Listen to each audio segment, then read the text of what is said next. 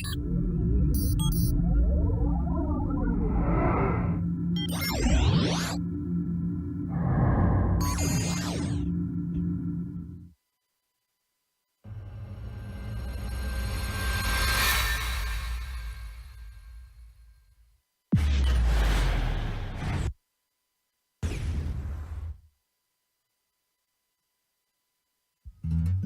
time for Remodel Revolution. And now, an award-winning contractor with over 40 years experience. Here is Alex Guthrie. Welcome to another episode of Remodel Revolution. I'm your host, Alex Guthrie. We're coming to you live from the Remodel Revolution World Headquarters right here deep in the heart of the great state of Texas. We're so glad to be with you today. Thanks for watching the show. Glad you're here.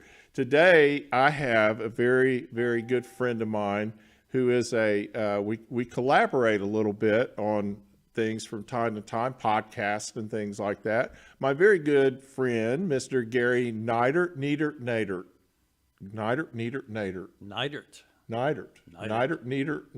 Well, Bixby says Neidert, and Siri says Neidert. No, Neidert. Hey, as long as it's close, I'm okay, you know. It's Gary Neidert with the Home Improvement Podcast. Yes. Yeah.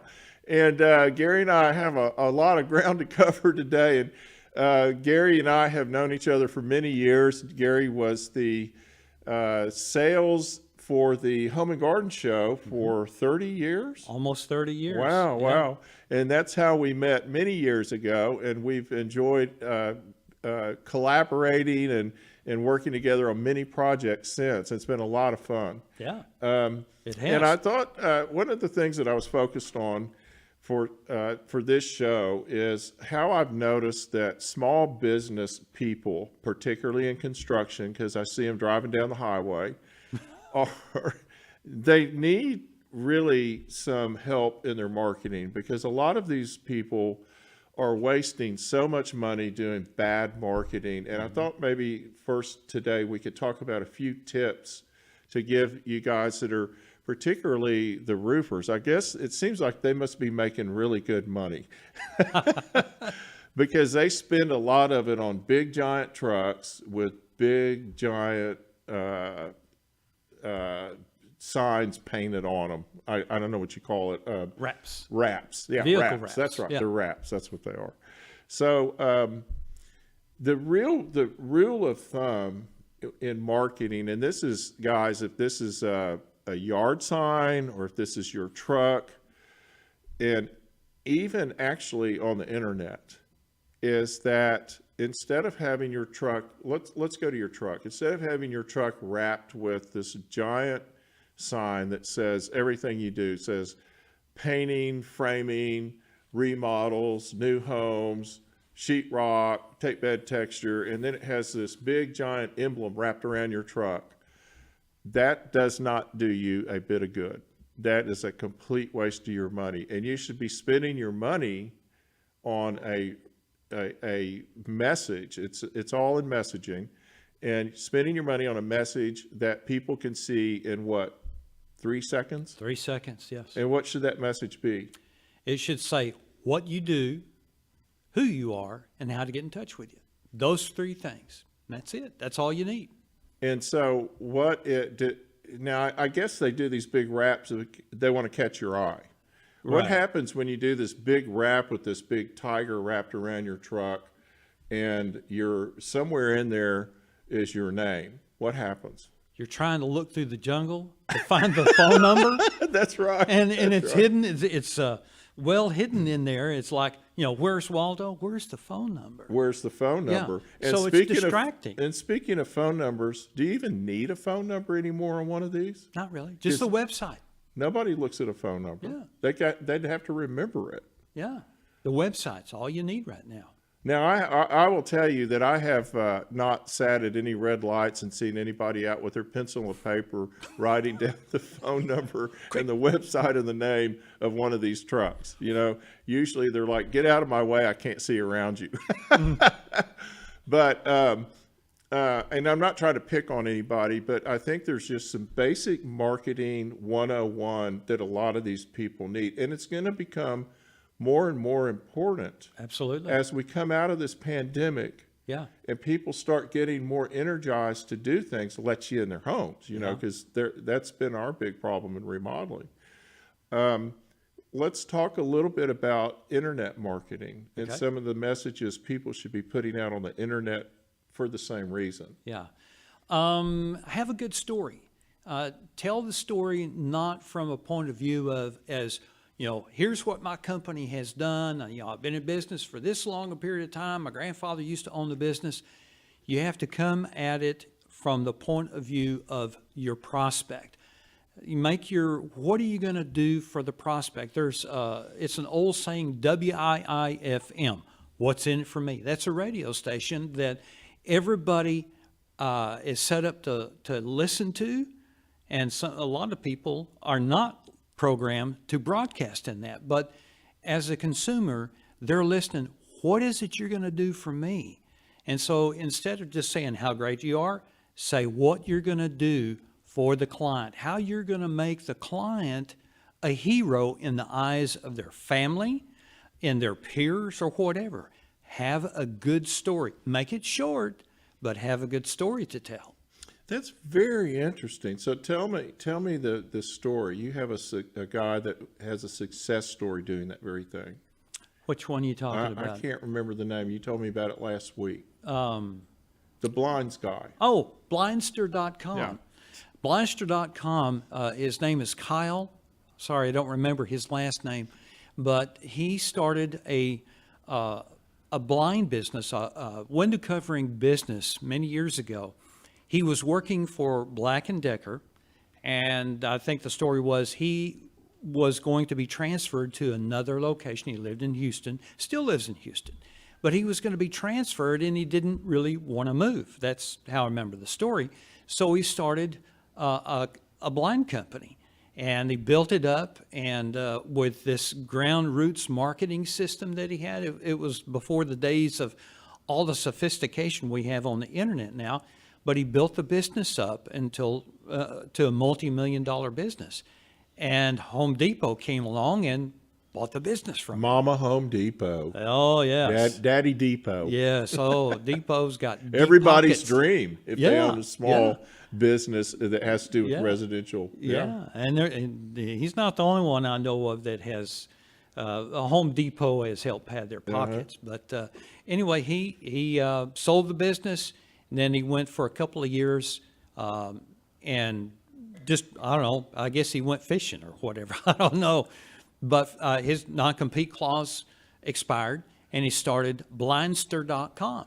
And they started with a website, and then they continued to modify it and fix it to where it's user-friendly, and you can order blinds directly from the website. And so it's turned into a pretty successful business. And he is a marketing guy. He knows his numbers. He knows where the clients come from, and he knows how to make it work. And that's part of the there's a process involved with all of this. And I'm learning this now because I have well over 200 videos up from my various little enterprises that I have, which are keeping me up late at night. You can tell by looking at my face. What's keeping me up at night is I'm having to constantly go back through and redo things. And so when you're doing internet marketing in particular right now, it is a process. It is not a speed race. It is a slow walk. Slow and steady wins the race. You have to constantly stay on top of what's available to you, what will work, what makes your channel work, what makes your marketing work, change your titling, change the description of it.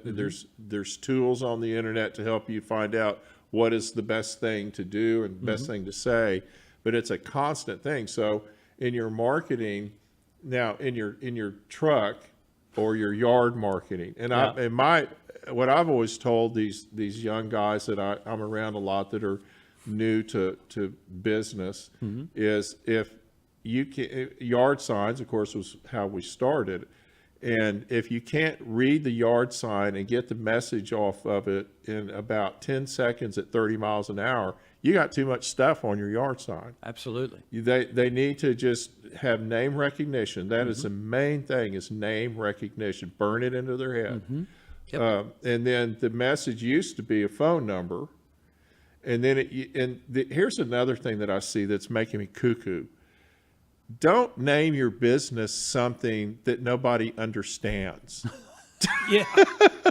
I had a guy, and this is back in the 80s, young guy going in business, and he called me up. He said, my wife and I are starting this business, and we came up with this name we think everybody will love. And I'm not kidding you. He said, it's supercalifragilisticexpialidocious. I go, no. You can't even fit that on a letterhead, dude. So he's wanting to be Mary Poppins. I said, no. Abbreviate it like really big. But, you get passionate about what you're going to do. Yeah. You fall in love with the whole idea, the whole thing, and you want to get this high energy message out to people, and you get all caught up in the wrong messaging, and you spend all this money on truck wraps and these signs that are 4 feet wide, 10 feet tall.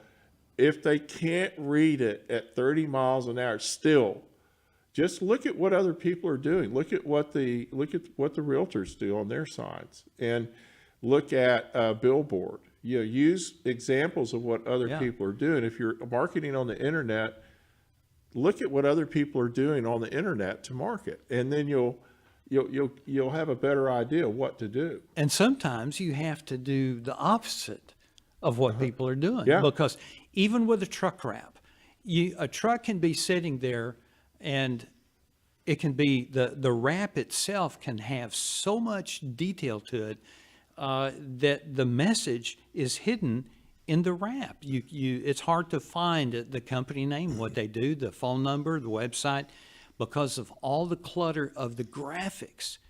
Even sitting still, it's hard to notice. Well, you don't need a Picasso on your F-250. No. A white truck with some block lettering, hey, you're good to go. Yeah. Well, I have been living with the internet. Now, when I was in radio, and Gary was with me, he's been with me for 20 years, I guess, probably about 20 years. And on this journey, we've both been on the journey together. And in radio, it was totally different because you were listening, you weren't reading. And so we put out, it's a 60-second message or a 30-second message. And that 30-second message, that's what a lot of people would call an elevator pitch. Maybe that's half an elevator pitch. I don't know, but it's got to get the message out so that people remember it, right? And so you have 30 seconds.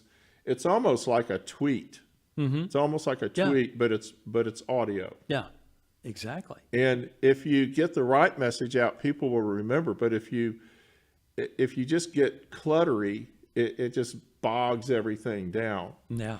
So in your marketing, young fellas and gals, and your new businesses, make sure that people know how to find you and where to find you and what you do. That's essentially what it is. And when you're naming your company, make sure and name it something that clicks with people, that when like my construction company has been around for so long, people recognize the name because it's just been there. And that's the same thing with Coca-Cola or Pepsi or Ford or whoever these big, they're selling their product all over the world. Why do they keep spending all this money marketing? It's brand reinforcement. Brand reinforcement. Yeah. And so that's what you need to do. So do a yard sign, do the internet, do all these things, but do them smart, and don't put the wrap on your truck that it looks like the whole jungle's coming at you, because no one's going to be able to read it. We're going to take a quick break. When we come back, Gary and I are going to talk a little bit more about marketing. Then Gary brought some information that's going to be pretty funny. And we've got some graphs to show you. When we'll probably do that right when we come back. We'll look at these graphs real quick to kind of reinforce what we're saying. We'll be right back. The hardest working and arguably most important system in our homes is our air conditioning and heating system. It heats the air, it cools the air, and it filters the air. That's why it's so critical to have it checked and maintained by the very best professionals available. It's time to contact Total Air and Heat at totalair.com. Get that system pruned and tuned. If you want to have the very best experience, you've got to hire the very best company. Total Air's employees are honest, well-trained, and thoroughly background checked. I never have to worry about sending their technicians out to my clients' homes. Family owned and operated for 3 generations, Total Air and Heat has been a fixture in North Dallas for over 60 years. Total Air is a proud dealer of the Trane air conditioning systems, and you know how hard it is to stop a Trane, so give them a call at 972-881-0020. That's 972-881-0020, or contact them at totalair.com today. Marketing your new small business can be a real challenge, and you need to try and make yourself kind of stand out in the crowd. And some people make some kind of basic mistakes, and we're having a discussion today to you small folks, particularly in construction, on some very kind of marketing 101 techniques. And a lot of it we focused on so far are things, that what not to do. But we're going to pop some graphs up here real quick, and we're going to take a look at some of the numbers that are driving what we're talking about. First thing is internet marketing. Internet users, 691 million. Thank you, Jason. So I don't know my numbers real good. I get past 10 and it's all confusing to me, but this is a big number. This is a lot of people, Gary, on the internet. Yes, and so if you're going to market on the internet, that's a big crowd that you're trying to get through. That's like you're an ant in a hayfield. Yeah. And so give me your number one priority for people that want to market on the internet in that scenario. I would go back to having a good story, a good, clear story of what you do and all that kind of thing. Like I said before, what does it do? What do you do for your potential client? Now, there is a book that a guy that I follow. He's written a book called Story Brand. His name is Donald Miller. And there's a lot of marketing guru guys out there that have great techniques of what to do. But Donald Miller put it in a story form about, there's got to be a hero to a story. There's got to be a guide to the story. The guide has to deliver you've got to do this. He gives a prescription of what to do. And if the hero will follow that prescription, follow what to do, it can go well. He'll get a lot of business. If he doesn't follow it, nobody will see his website. He'll languish. Nobody will call his number, and he'll go out of business. Languish in the hayfield. Yeah. Okay. So again, it comes back to making sure the story itself is compelling, and a good story cuts through the clutter. And what 3 billion, was that what it was? Almost Trillion. 3.7 billion. I thought it was. Now, how do you cut through that clutter? It starts with a good, clear message. Yeah. Okay, let's look at our next graph. This is ad spending by media, and I thought this was very interesting. And if you look at the numbers, they change from 2014 to 2020. You can just see how TV has gone down and digital has gone up. How newspapers are just almost non-existent now. Magazines, it's just incredible. They're half what they were. Radio has dropped off quite a bit in the last 6 years, and directories and things like that are, all the money. The point is all the money is in digital media. That's where it's going, or the largest part, almost 50%. And so digital media, it should be your main focus when you're marketing, particularly your startup business. Yeah. Now, there are tons of resources on the internet that don't cost you anything. There's tons of people on there that will tell you how to do it. But my experience has been, and like I kind of alluded to earlier, we started in magazines. I used to write for magazines, and when they would tell me initially they wanted 1,500 to 2,000 word articles. And so I would write 1,500, 2,000 words. And then at some point they came back a few years later and they said, we need you to cut those down to 750 words. And I would go, wow, how do I get that story out? And then it was 500 words. And what they were doing is they were seeing the trend that people were not reading.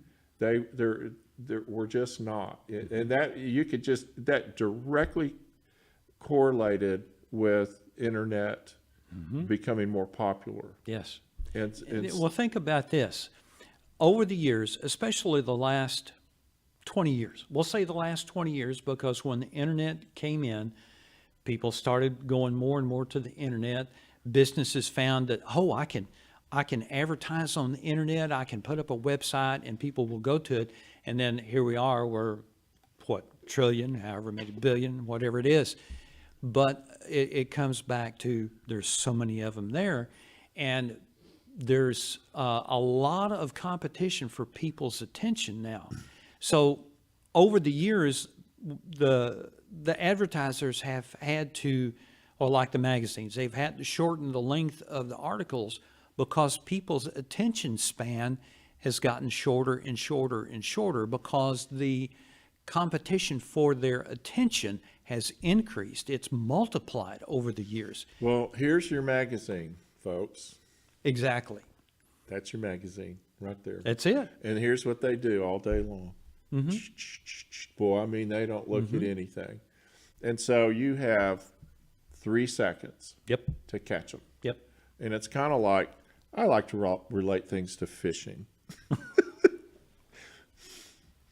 I have people, I'm a fishing guide as well, and people that I take fishing, if I can get them, particularly kids, and this is really our audience, if I can get them a fish to bite in 3 seconds, I've done a pretty darn good job, and I'll keep them interested. You've hooked them. I've hooked them. That's cute. And then you've got 10 seconds to kind of hold them, right? And then if you can get somebody onto your website or your message and you can grab them for 30 seconds, you've sold them. Yeah. That's the deal.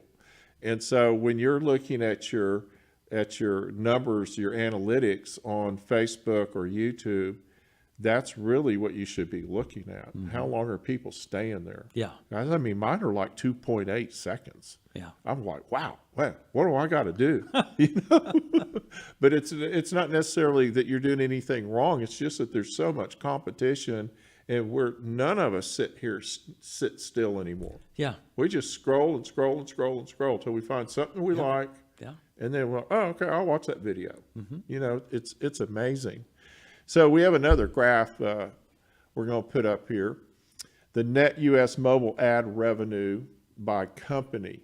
Now, this is very, very interesting to me. Of course, it's all the big guys. I was real surprised that Yahoo was even up on this list. But the main thing that I took away from this was the top two, or the only ones that really matter, Google and Facebook. They basically own the marketing world at this point. Everybody else is just there. Now, what's interesting to me is I don't see YouTube on there unless it was folded into the Google analytics. It probably is. Yeah, it probably is. I don't know that for sure, but for sure YouTube's got to be up on there, so it must be. So if you look at now, this is all information that I look at regularly when I'm trying to market my various projects that I'm doing. So I have Remodel Revolution, I have my guide service, and then I have just my regular Facebook accounts for my construction company. I'm constantly on there posting YouTube videos and things like that, and I'm going, where do I put them? Where's my money best spent? Because nothing's free anymore. That's right. So you got to spend money, Yeah. but you can spend $10. Yeah. And if you do it right, you'll get the maximum out of that $10. You could spend a whole heck of a lot more. Yes, and people do it every day with So we have another graph I results. wanted to show you. Jason's going to put up here how many people are reading blogs and how many posts are being published. Now, blogging, you can see it's dropped off. I mean, there's a lot more published than people are reading. People are not reading. Yeah. People want video. And so I sort of lost interest in spending a lot of time on my blog. Maybe that's a mistake. I mean, there may be more people reading them than I think, but I think the people I'm trying to reach are looking for a service or looking for access to, how to find a particular show that we've done. Like they may come just look for this show. Yeah. But to do a long blog about it, I just don't know that I'm going to get, unless it's reinforcing something else. Right. Well, think about this. I mean, what are we doing here? This is a video blog. What do you call it? A vlog? I call it a vodcast. A vodcast. A video podcast. Video podcast. So here we are. It's a video plus it's an audio podcast. What was it? 400 million blogs. Yeah. The figures shown that a million podcasts are now published. But of that million podcasts, not everybody is being consistent with the podcast. 3 million. So that's a new one. That's It's a big. 3 million now. Even so, 3 million. Yeah. You don't have that competition like you do with the blog. And people tend to, well, you said, you picked it up. People are listening more. They're either watching YouTube or they're listening to podcasts. And because you can listen to a podcast At work. on the run, at work, Driving. whatever. You can't watch a video while you're driving, or you're not supposed to. So Not if you're over 16. So I think, and here I am. I'm more into the podcasting right now because I think that's where things are headed, is the podcast. It's the barrier of entry to get into podcasting is pretty low. Anybody can do a podcast. And there's a good and a bad about that. Yes. Because one of the things that we bring to that we know, and it's been reinforced over and over, is quality and Exactly. quantity. Yeah. Quality versus quantity. So if you're going to sit there and just bloviate for 30 minutes about nothing, nobody's going to listen to Exactly. that. Yeah. I mean, I have seen some podcasts and listened to some podcasts before I got into all this digital stuff from the radio. I did a lot of research, and I listened to a lot of podcasts. But the first thing I came away with was that there was about 99% of what I listened to was just garbage. I mean, it was, they were having fun, and it was just sort of like, people that, like you say, there's a real low bar to enter it. Anybody can do it. Anybody can do a podcast. Anybody can do a video, right? But if you've got that phone, If you have the phone, you can do either one or both. And some of them are darn good at doing it. Yeah. Very, very good at it. Yeah. But if you don't have some sort of compelling content, they're not going to listen for long. Yeah. So we have one more graph to show. And I wanted Jason to pop that up real quick. And online services consumers most trust. And I thought this was really quite interesting. Again, Facebook. Now here we're seeing YouTube on this as well, and then Google. And it goes down to all these brands. I'm on most of these, and I thought this was quite interesting because Facebook at one time was losing a lot of users to Instagram. At one point, it was pretty dramatic. About 3 years ago, there was a big drop off of Facebook and a big gain on Twitter, like 3 million people a year. Wow. And I mean, not Twitter, I'm sorry, Instagram. And then, of course, Facebook bought Instagram. So How do you beat your competition? You buy them. They fixed that problem. But there's so many sites now. But it's really interesting to find where this is just telling you where to go. I don't understand what new sites means, but I do understand, of course, Facebook and retail sales and YouTube. But those are things you have to work. Oh, news sites. Thank you, Jason. I appreciate that. I misread that. I thought it said news sites. I didn't know what that meant. News sites. Okay. So now we have one more. We're going to take another break. When we come back, Gary brought some interesting information to read us. We'll be right back. Imagine this, a totally customized, organized, and beautiful master closet. A home office that fits right into a perfect space. A pantry designed specifically for your storage needs. Imagine your home totally organized. It's time to call the design professionals at Closets by Design DFW and turn your dreams into a reality. With a design staff over 30 strong, Closets by Design works directly with you to create your dream space, and they build it locally, helping support the DFW community. Check them out at dallas.closetsbydesign.com or call them at 972-361-0010. Use the promo code RRV to find out about the amazing specials and discounts available. That's dallas.closetsbydesign.com or call them at 972-361-0010. And don't forget that promo code RRV, Closets by Design. Well, from the dumber than a box of rocks file, Gary Neidert has some interesting things happening in the news. Take it away, Gary. Okay, well, I found this yesterday. I've got a website that I go to that lists different headlines, and this one popped up.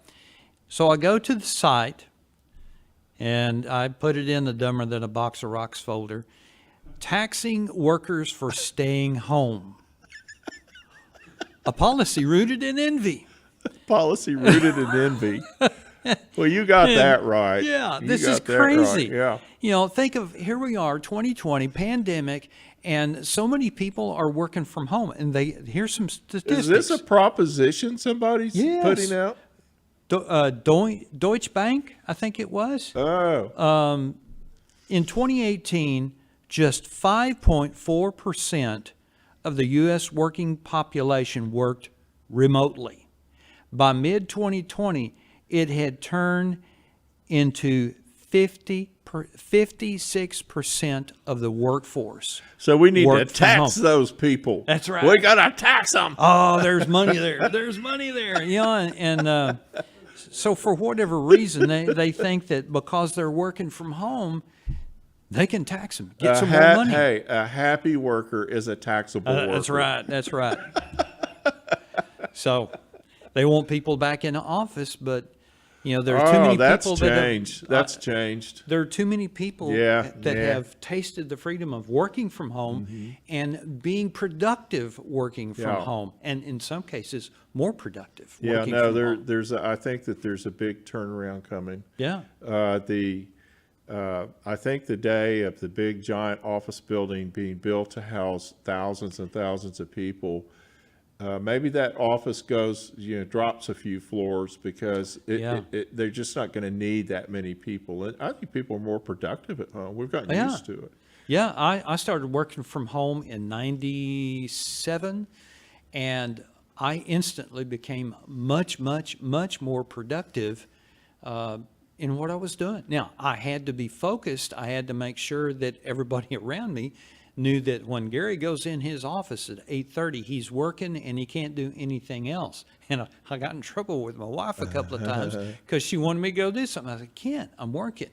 But it paid off over the years, and I've gotten used to that. I love working from home and with a dedicated workspace. A lot of this started in the construction industry after the '08 collapse, because a lot of builders like me got rid of all that we had to. Yeah. We didn't have any way to support all the overhead. So we Yeah. went, okay, we're moving it to the house. Streamline. And so I moved it to the house, and I really don't want no, there's times when I want an office. There's Yeah. times when I'm like, I just want somewhere to go. But Yeah. what you have to do is you have to make that place in your home. Yeah. And you have to, the hard part is having not sitting in front of the TV. It's like, well, I could just take my laptop and do some of this work in front of the TV, and then nothing Yeah. gets done. You Nothing gets have done. to have a dedicated place to work. Yeah, While it's work time. Now, You have to closet- have a little discipline. Yes. That's my problem in Now- life. Now, I will say this. I worked with people, they worked in the office in Houston, and this one guy told me, he said, I can't do what you do. I have to come into an office every day. Otherwise, I know I wouldn't get stuff done. And I understand that, but there's a lot of people that can work from home and be disciplined enough to make it work. Well, I think most of us can when we Yeah, get used to it. yeah. Now, there's a whole another deal if you have kids running around and the pets. And we do a lot of shows where we talk about the best way to set your home office up for video conferencing and things like that. And, it goes not only to how things look behind you, but also it's like the dogs barking, I have been in a couple of them where the stupid yard guy shows up and there's leaf blowers, and I'm Yeah. going, I hate leaf blowers. Yeah. Stop it. Yeah. Now, I'm curious, Closets by Design, they do the closets, but they also do home offices, Yes. don't they? Yes. Have they mentioned to you how much increase in business for the home office? It's been phenomenal for them. Yeah. Yeah. And we've done a couple of shows on that with them. Yeah. And it's been a big change for them. Now, I've been doing, and I talked about this recently, I started doing home offices about probably 10, 12 years ago for people. Yeah. And it really had to do with the internet. And a lot of them, there were a lot of people that were that travel in their business. So they're doing a lot of sales, particularly salespeople, but very successful people. And they will have me come in and do a really nice office. I'm talking about a real tricked out, beautiful office, beautiful cabinets, things like that. And it happened with the internet. That's what started the whole thing. Yes, sir. And they were able to communicate through the internet all over the world. Yeah. Because a lot of these people do travel all over the world. And so that started that office thing. But we were going in, now it's changed from someone going, I've got some extra space in my living room. We could build a nice little office in there. It could look really tricked out and double up, whatever. Well, now it's like, I have to have an office in my house. Yeah. We have to find a place to put. I have put them in master closets. I have put them in kitchens. I have put them in laundry rooms. I have put them in pantries. It depends on who's using it and why. Yeah. But now you have the wife maybe home, and she's going to have her office space. The kids need their space for schooling. Yes, sir. And now dad may be home. Yeah. My daughter and son-in-law both work from home, and then in the spring semester of this year, the kids were also being, they were on the Zoom calls at home. So you had everybody there at one time. And now they do have a room that's dedicated as an office, but how do you Have all those voices going all at one time? Yeah. But they were able to juggle it. And there are a lot of people that are able to do that, to juggle that. But others, it's a little more other difficult. people can't for Yeah. whatever reason. Yeah. So we'll always have offices, or there's always going to need to be that structured environment for people to work. So I'm not saying we'll And never the discipline. Yeah. We can't leave out Yeah, discipline. yeah. And gosh, I just like getting out of the house. I've had enough. I need out of here. I think that there's going to be a very interesting period coming up here in the next probably 6 or 8 months. Yeah. We start getting to the other side of this COVID, and people are like, "Are you sure I can go out? Are you sure I don't have to wear a mask?" Or we've been just so shell shocked by what's happened, Yeah. and it's changed all of our lives so dramatically, and how we view just going out to have lunch. Yeah. It's incredible. Yeah.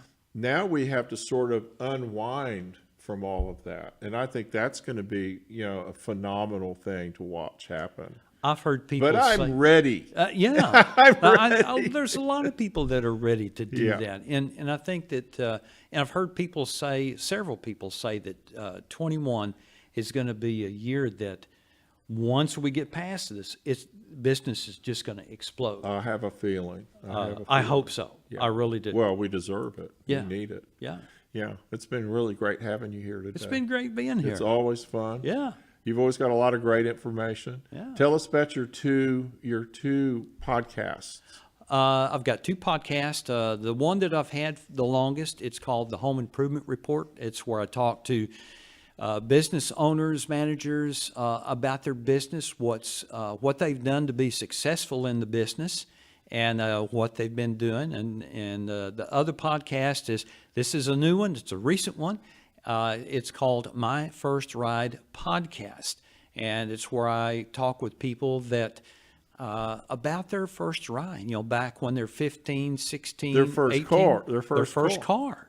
First car, truck, motorcycle, it doesn't matter. What are the memories associated with that time? And because those stories need to be told before, as we all get older, before we start to forget about those memories and share those things with our kids and our grandkids. Now, granted, there are some stories that we don't want our kids and grandkids to know. No. But No. there are a lot of great stories, great memories. Let that them need to be shared. assume. Let them Yes. assume. Yeah. Yeah. Let them fantasize about yeah. it. Dad was a They'll great guy, have never that got in kind trouble. of fun again. So my first ride was called the old Rust Bucket. What was it? It was a 1950-something Dodge pickup truck Ooh. that still had wooden slats in the truck bed, Oh. and it had a radiator that leaked so bad that I had to keep a case of that radiator fluid that clogs up the leaks. Instead of just going and getting another radiator, okay, I invested in the they call it glass something, and you dump it in there, and I'd get about 2 days out of it. Yeah. But the engine was this old flathead 6. They called it a flathead 6. It's a little bitty block, and 3 on the tree, Yeah. and red. It was red Yeah. and rusty. Red and rusty. Red and rusty. Do you wish that you had that back? I wish I did, because I could probably sell it for some money.